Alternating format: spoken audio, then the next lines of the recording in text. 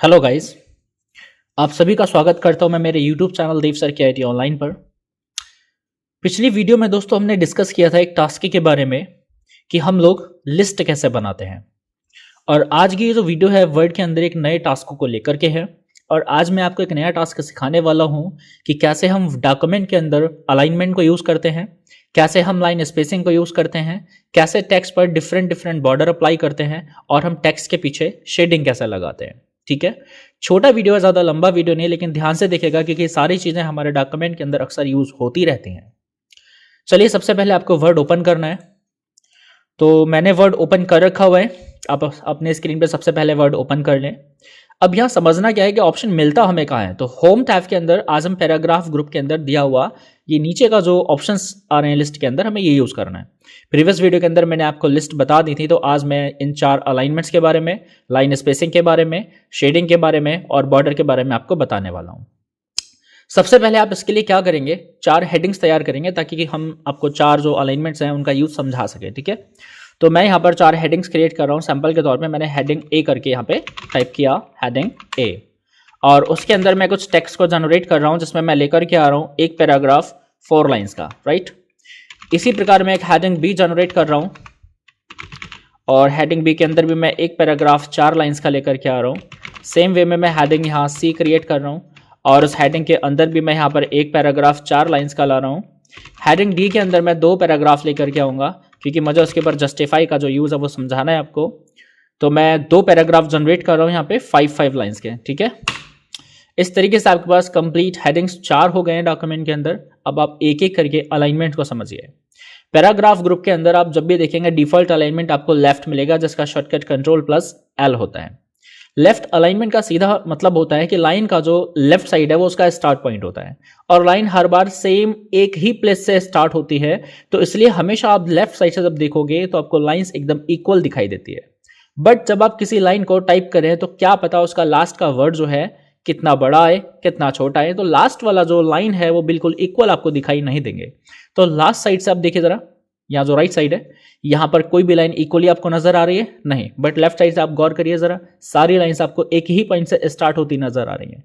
तो ये default left alignment का जो है यूज होता है कि जब भी आप डॉक्यूमेंट के अंदर हमेशा लेफ्ट से लाइन को एक ही पॉइंट से स्टार्ट करना चाहते हो तो आप लेफ्ट अलाइनमेंट लगा सकते हो। तो मैं अब आपको हेडिंग बी के ऊपर अलाइनमेंट चेंज करके दिखा रहा हूँ। तो मैंने हेडिंग बी और उसका पैराग्राफ दोनों सेलेक्ट किए हुए हैं। अब मैं अलाइनमेंट को चेंज कर रहा हूँ जरा राइट, जिसका शॉर्टकट Ctrl+R होता है, आप कीबोर्ड से भी यूज कर सकते हैं। जब हम अलाइनमेंट राइट सेट किए तो हमने डॉक्यूमेंट के अंदर ये बताया कि जो लाइन है हमारा वो राइट साइड से स्टार्ट होगा, और कहाँ से स्टार्ट हो रहा है वो एकदम इक्वल प्लेस है। ठीक है, बट अब इस केस में क्या होने वाला है, जो लाइन हमारी लेफ्ट साइड से है वो इक्वल नजर नहीं आएगी, क्योंकि हमारा अलाइनमेंट राइट है तो वो राइट साइड से तो लाइन स्टार्ट करेगा, बट लेफ्ट में फिनिश कहाँ करता है वो डिपेंड करता है कि लास्ट वर्ड कितना बड़ा है कितना छोटा है। राइट, अब बात करते हैं centre alignment. Centre alignment majorly तब यूज किया जाता है जब डॉक्यूमेंट के अंदर कोई हेडिंग वगैरह आ रहा हो और कोई कंटेंट आ रहा हो, उसको आप सेंटर पोजीशन में रखना चाहते हो, डॉक्यूमेंट के बिल्कुल बीच में, ना ही लेफ्ट ना ही राइट। तो अभी सैंपल के तौर पे मैं आपको हेडिंग सी का जो अलाइनमेंट है वो सेंटर करके बता रहा हूँ ताकि आप समझ जाएं। सेंटर करने पे क्या होता है कि जो भी हम टेक्स्ट यहाँ टाइप करते हैं वो बिल्कुल अपने आप को सेंटर पोजीशन पर बना के रखता है। जितना लेफ्ट को मूव होगा उतना ही राइट को मूव होगा, और जितना लेफ्ट साइड में एक्स्ट्रा गैप होगा उतना ही राइट साइड में भी एक्स्ट्रा गैप होगा। मीन्स लाइन हमेशा दोनों साइड इक्वल गैप छोड़ती है। ठीक है, अब जस्टिफाई अलाइनमेंट। जस्टिफाई अलाइनमेंट का सीधा सीधा काम क्या होता है, लाइन का स्टार्ट और लाइन का एंड इक्वल करना, ताकि जो टेक्स्ट है वो ज़्यादा यूनिफॉर्म लुक में जो है आ जाए। तो हेडिंग डी जो हम यहाँ सेलेक्ट कर रहे हैं और पैराग्राफ को सेलेक्ट कर रहे हैं तो हम ऐसा जस्टिफाई अलाइनमेंट दे रहे हैं। अब जस्टिफाई करते आप जरा यहाँ पे इसको देखिए, लेफ्ट साइड में स्टार्टिंग बिल्कुल सेम है और राइट साइड में जो एंड है लाइन का वो भी बिल्कुल सेम है। इसमें क्या होता है, जहां पर लाइन के अंदर कोई वर्ड एडजस्ट हो सकता होगा तो वो बीच में गैप कम करके लास्ट में एक वर्ड को ले आता है। ठीक है, बट अगर क्या होता है कि नेक्स्ट वर्ड जो अगली लाइन पर वो पिछली लाइन पर एडजस्ट नहीं हो पाता है तो फिर वो उन वर्ड्स के बीच में जो उस लाइन में आए हुए हैं थोड़ा थोड़ा गैप इंक्रीज कर देता है और इक्वली स्पेस मेंटेन करने की वो कोशिश करता है। ठीक है, तो ये 4 अलाइनमेंट्स डॉक्यूमेंट के अंदर मेनली यूज होते ही रहते हैं। मोस्टली यूज होता है दोस्तों जस्टिफाई और लेफ्ट। हाँ, कम ज़रूरत पड़ती है सेंटर में लिखने की, बट ऐसा नहीं है ज़रूरत नहीं पड़ती है, हमें इसकी भी ज़रूरत पड़ती है। राइट, अब जरा देखते हैं यहाँ पे नेक्स्ट ऑप्शन जिसका नाम है line spacing and paragraph spacing. तो लाइन और पैराग्राफ दोनों के अंदर जो स्पेस हम लोग मेंटेन करते हैं उसे हम यहाँ से चेंज भी कर सकते हैं। अभी जरा देखते हैं कि यहाँ पे डिफॉल्ट स्पेस कितना लगा हुआ है। तो आप कोई भी यहाँ पे टिक लगा हुआ नजर नहीं आ रहा, को पता नहीं चला कि कितना स्पेस है, बट यहाँ जो डिफॉल्ट स्पेस होता है वो 1.15 होता है जो कि सेकंड नंबर पे दे रखा हुआ है, ठीक है। और 1.0 मिनिमम स्पेस है, बट आप इससे भी कम कर सकते हो, लेकिन कम करोगे तो क्या होगा, लाइंस एक दूसरे के ऊपर आ जाएंगे जो कि टेक्स्ट को ठीक से नजर नहीं आने का, ठीक है। तो टेक्स्ट वहाँ ठीक से दिखाई नहीं देगा। तो अभी क्या कर रहा हूँ मैं, कंट्रोल ए को हिट किया हूँ, सेलेक्ट ऑल मैंने कमांड दिया हुआ है, मैं लाइन स्पेसिंग कम करना चाहता हूँ, ठीक है। अब आप नीचे जरा देखिएगा यहाँ तक आ रहा है और मैं लाइन स्पेस को कर रहा हूँ 1.0, तो कुछ स्पेस यहाँ पे जो है बीच में एडजस्ट हुआ, लाइन का गैप कम हुआ, तो हमारे पास आगे से कुछ स्पेस बच गया। वहीं अगर आप क्या करना चाहते हो, लाइन का स्पेस बढ़ाना चाहते हो, सोचो आपके पास सिंगल पेज है और इसमें कंटेंट इतना ज़्यादा नहीं लिखा हुआ है कि पेज कंप्लीटली भर जाए, तो आप पेज को कंप्लीट फिल करने के लिए लाइन का गैप जो है बढ़ा सकते हो। तो मैं 1.5 लाइन स्पेस कर रहा हूँ। इससे क्या होता है, टेक्स्ट थोड़ा ज़्यादा नीचे तक आ पाता है। आप और भी बढ़ा सकते हो, बट यहाँ आपको नीड देखना है कि आपकी जो नीड है वो कितनी है, आखिर आप कितना गैप लाइनों के बीच में मेंटेन करना चाहते हो। मेनली आपका ये रहता है 1.0, और बहुत से बहुत कभी करना पड़ जाए थोड़ा बहुत एडजस्ट तो 1.15 लगा लो, बट बहुत ज़्यादा गैप लाइनों के बीच में नहीं रखा जाता है। हाँ, लेकिन आप चाहो तो कर तो बहुत सारा गैप सकते हो। आपको लाइन स्पेसिंग ऑप्शन में जाना होगा। यहाँ पे लाइन स्पेसिंग के अंदर आप पॉइंट्स ज़रा लिखेंगे तो ये पॉइंट्स बहुत आगे तक ज़्यादा है, लगभग 132 पॉइंट तक आप लेके जा सकते हो इसको। देखते ज़रा इंक्रीज करके कहाँ तक जा रहा है, तो 132 पॉइंट जो है हाईएस्ट हो गया इसके अंदर। मल्टीपल लाइन जब आप स्पेस अवेलेबल करा रहे हो तब, तो उसमें क्या होगा, एक सिंगल पेज पे एक ही लाइन आपको देखने को मिलेगी।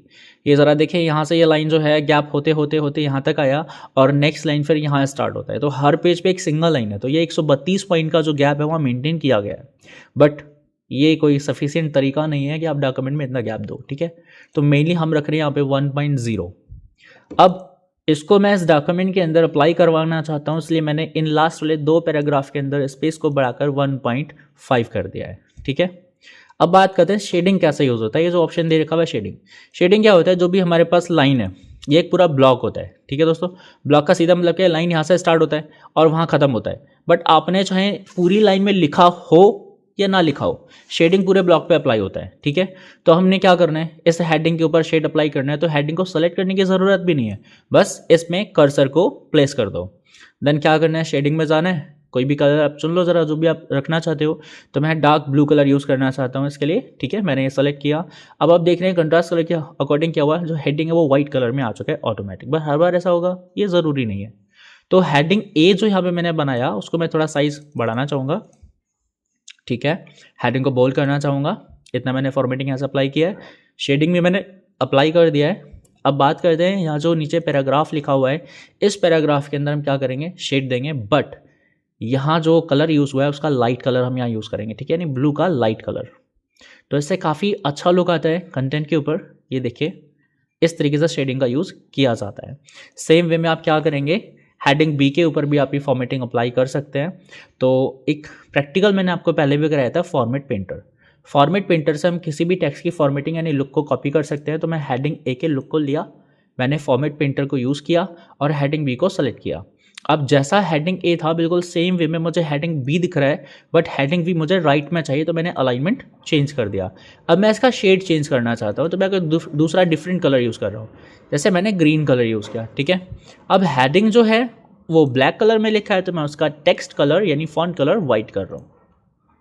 अब पैराग्राफ की बात करें हम लोग, पैराग्राफ पर ग्रीन डार्क हमने यूज़ किया है, तो हेडिंग के ऊपर तो हम यहाँ लाइट यूज़ कर रहे हैं, ठीक है।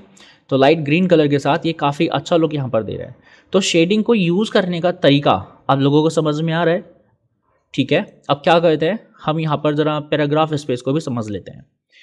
ये जो टेक्स्ट लिखा है वीडियो और पेस्ट, ठीक है, ये 2 डिफरेंट लाइन पे है। इन दोनों लाइन्स के बीच में आप ज़रा गैप देखिए, मैं जूम करके दिखा रहा हूँ, राइट।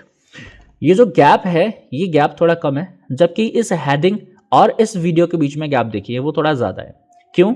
क्योंकि यहाँ हेडिंग के बाद एक नया पैराग्राफ बनाया गया जो वीडियो से शुरू होता है, और ये पैराग्राफ एंड कहाँ पे होता है, अदर पे, ठीक है। फिर एक नया पैराग्राफ बनाया गया है, तो हर पैराग्राफ के बाद कुछ स्पेस एक्स्ट्रा ऐड किया जाता है। तो वो स्पेस आप चाहो तो रिमूव कर सकते हो, चाहो तो ऐड भी कर सकते हो। अब इसे समझने के लिए मैं आपको दिखाता हूँ हेडिंग सी। हेडिंग सी के नीचे एक्स्ट्रा गैप है, मैं उसे रिमूव करना चाहता हूँ, तो मैं जा रहा हूँ लाइन स्पेसिंग ऑप्शन पे और यहाँ पर नीचे मिलेगा ऑप्शन मिलेगा मुझे रिमूव स्पेस आफ्टर पैराग्राफ, ये जो ऑप्शन है आप पढ़िए ज़रा। और एक और ऑप्शन मिलेगा ऐड स्पेस बिफोर पैराग्राफ, यानी हमारे पास चॉइस क्या होता है कि हम पैराग्राफ के स्टार्टिंग में यानी ऊपर साइड में या फिर पैराग्राफ के बाद में स्पेस को ऐड भी कर सकते हैं और स्पेस को रिमूव भी कर सकते हैं। तो मैं यहाँ पर आफ्टर वाला जो स्पेस है उसे रिमूव कर रहा हूँ। अब देखिए ज़रा, ये जो दो पैराग्राफ्स हैं इनके बीच का गैप भी उतना ही है जितना इन दो लाइंस के बीच का गैप है। अब कोई एक्स्ट्रा स्पेस पैराग्राफ के बाद ऐड नहीं किया गया है। वहीं आप क्या कर सकते हैं, पैराग्राफ के बाद में स्पेस अगर आप चाहते हैं तो उसे आप ऐड कर सकते हैं। और दोस्तों ये चीज़ ठीक होती है, यानी आपको पैराग्राफ के बाद में स्पेस रखना चाहिए ताकि एक नया पैराग्राफ बनाए हमको इंडिकेट भी हो सके। अगर सारी लाइंस के बीच में बिल्कुल सेम गैप रहेगा तो हमें थोड़ा कन्फ्यूजन हो जाएगा कि नया पैराग्राफ कहाँ से स्टार्ट हुआ है। ठीक है, तो यहाँ पे आपको ये ऑप्शन समझ में आ गए हैं कि लाइन स्पेसिंग में क्या क्या होता है, कैसे ये काम करते हैं, अलाइनमेंट्स कैसे काम करते हैं, शेडिंग कैसे काम करता है। अब जरा बॉर्डर को समझते हैं, बॉर्डर को हम कैसे अप्लाई कर सकते हैं। इस हेडिंग ए के ऊपर मैं बॉर्डर को अप्लाई करना चाहूँगा, तो मैं बॉर्डर अप्लाई कहाँ करना चाहूँगा? क्या इसके लेफ्ट में बॉर्डर चाहिए, क्या इसके टॉप में बॉर्डर चाहिए, क्या इसके बॉटम में बॉर्डर चाहिए, या फिर मुझे इसके राइट में बॉर्डर चाहिए, या हो सकता है कि मैं इसके चारों तरफ यानी आउटसाइड में बॉर्डर लगाना चाहता हूँ। जब मैं बॉर्डर कमांड पे क्लिक करूंगा तो मेरे पास सारे ऑप्शंस आएंगे, bottom border, top border, left border, right border, no border, all border. ठीक है, बहुत सारे ऑप्शंस आपको यहाँ पर मिल जाएंगे, या फिर आउटसाइड बॉर्डर भी आप ले सकते हो। तो मैं बात कर रहा हूँ कि मैं करना चाहता हूँ हेडिंग ए के लेफ्ट में बॉर्डर अप्लाई। ठीक है, तो मैं सिर्फ हेडिंग ए को सेलेक्ट कर रहा हूँ और यहाँ से जाके लेफ्ट बॉर्डर अप्लाई कर रहा हूँ। अब लेफ्ट बॉर्डर कैसा आना चाहिए, आपको इसके लिए पूरी चेंजेस करने का ऑप्शन मिल जाएगा। तो आप नीचे ज़रा जाइए बॉर्डर एंड शेडिंग ऑप्शन पे, यहाँ जाने के बाद आपको मिलेगा बॉर्डर एंड शेडिंग का डायलॉग बॉक्स। यहाँ से आपको सबसे पहले सेलेक्ट करना है लाइन का टाइप, कि आप लाइन किस टाइप की चाहते हो। तो मान लीजिए मैं लाइन को सिंपल वही चाहता हूँ जो भी मेरे पास सेलेक्टेड है, प्लेन। ठीक है, और कलर जो भी आप रखना चाहो आप रख सकते हो। तो मान लीजिए मैं यहाँ पे कलर यही रखना चाहता हूँ, ब्लैक, कोई दिक्कत नहीं है। और कितना मोटा बॉर्डर मैं यहाँ पे चाहता हूँ, मैं इसको सेलेक्ट कर रहा हूँ, तो मैं 6 पॉइंट का बॉर्डर ही चाहता हूँ। ठीक है, सफिशिएंट है, देन ओके। अब इससे एक अच्छा सा लुक कैसे आएगा बॉर्डर का और इस टेक्स्ट का, थोड़ा सा बीच में गैप आप देख रहे हो, इस गैप को कम करने के लिए आपको क्या ही करना है, आपको बॉर्डर के बिल्कुल पास जाना है, आपको प्लस का एक साइन नजर आएगा जो दोनों तरफ को एरो दिखाएगा। देखिए कुछ ऐसा। अब आप इससे इसके गैप को थोड़ा कम कीजिए, राइट, एकदम ठीक से सेट हो चुका है। तो इस तरीके से हमने एक हेडिंग के लेफ्ट में बॉर्डर किया, तो एक ऑसम लुक यहाँ पर देखने को मिल रहा है। देखिए आप सेम वे में यहाँ पे हेडिंग बी के ऊपर राइट बॉर्डर लगा सकते हो, या किसी भी कंटेंट के ऊपर बॉटम बॉर्डर या टॉप बॉर्डर लगा सकते हो। तो इस तरीके से लुक देने में काफ़ी अच्छा डॉक्यूमेंट के अंदर स्टाइल आ जाता है। अब वहीं हम बात करें कि हमको बॉर्डर तो था ही, लेकिन हम चाहते हैं सारे पैराग्राफ्स के बीच में आए। तो मैंने इन दोनों पैराग्राफ को और हेडिंग को सेलेक्ट किया हुआ है, मैं ऑल बॉर्डर अप्लाई कर रहा हूँ। अभी सबके चारों तरफ बॉर्डर आता है, बट मैं इतना मोटा बॉर्डर नहीं चाहता, मैं बॉर्डर की जो वेट है वो कम करना चाहता हूँ। तो मैं वेट को कम करने के लिए गया बॉर्डर एंड शेडिंग ऑप्शन पे, और यहाँ जाकर के मैंने वेट को कम किया, लगभग मैंने ले लिया इतना। अब मैं अगेन यहाँ पे ऑल बॉर्डर पे क्लिक करूँगा तो बॉर्डर मेरा अप्लाई हो जाएगा। इस तरीके से डॉक्यूमेंट के अंदर आप बॉर्डर को यूज़ कर सकते हो। अब मैं कहता हूँ कि मुझे बॉर्डर ऑल नहीं चाहिए, मैं सिर्फ इनसाइड बॉर्डर यूज़ करना चाहता हूँ, तो पहले मैं इस बॉर्डर को हटाऊंगा, जिसके लिए मुझे नो बॉर्डर सेलेक्ट करना होगा। अब मैं सेलेक्ट करूँगा ओनली इनसाइड बॉर्डर। ठीक है, इनसाइड बॉर्डर लेने पे क्या होता है कि डॉक्यूमेंट के अंदर जितने भी पैराग्राफ्स होंगे उन सारे पैराग्राफ्स के बीच में लाइंस पड़ जाती है, एक हॉरिजॉन्टल लाइन आपको देखने को मिल जाती है। ठीक है, तो आई होप आप समझ गए हैं कि कैसे अलाइनमेंट्स, लाइन स्पेसिंग, शेडिंग और बॉर्डर, ये 4 कमांड्स डॉक्यूमेंट के अंदर यूज़ की जाती है। तो मेरा मेन मोटिव यही था कि आपको मैं ये बता सकूं कि अलाइनमेंट्स क्या होते हैं, या फिर लाइन स्पेसिंग कैसे कैसे काम करती है, शेडिंग कैसे काम करती है, या फिर बॉर्डर कैसे काम करता है। ठीक है, तो इस वीडियो के अंदर मैंने मेनली 4 टॉपिक जो मैंने अभी आपको बताया इस टास्क के अंदर कवर कर दिए हैं कि कैसे हम यूज़ करेंगे अलाइनमेंट्स को, लाइन स्पेसिंग को, टेक्स्ट बॉर्डर को और शेडिंग को। अब जो नेक्स्ट टास्क यानी नेक्स्ट वीडियो जो मैं आपको लेकर के आऊँगा उसमें मैं आपको बताऊँगा कि कैसे हम डॉक्यूमेंट के अंदर मैथमेटिकल इक्वेशंस या फिर सिंबल्स को इंसर्ट करते हैं।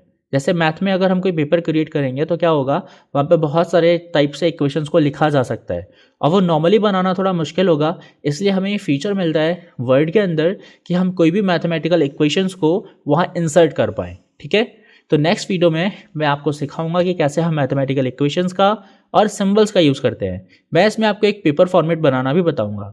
इस टास्क पर जब मैं क्लिक करता हूं तो मेरे को एक पेपर नज़र आता है और मैं आपको यही पेपर बनाना बताऊंगा। इसमें कुछ इक्वेशंस का यूज़ किया गया है, ये कैसे हम लोग वर्ड के अंदर क्रिएट करेंगे आपको मैं समझाने वाला हूँ। ठीक है, तो इस वीडियो को आप ध्यान से देखिए और इस टास्क को परफॉर्म करके देखिए, सारे ऑप्शंस को चेक करके देखिए। अगर आपको वीडियो दोस्तों पसंद आए तो वीडियो को लाइक ज़रूर कीजिए और अपने फ्रेंड्स के साथ शेयर कीजिए। और अगर आप मेरे चैनल पर न्यू हैं तो गाइज प्लीज़ चैनल को सब्सक्राइब कीजिए। मिलते हैं दोस्तों अगले टास्क के साथ अगले वीडियो में। इस वीडियो में सिर्फ इतना ही।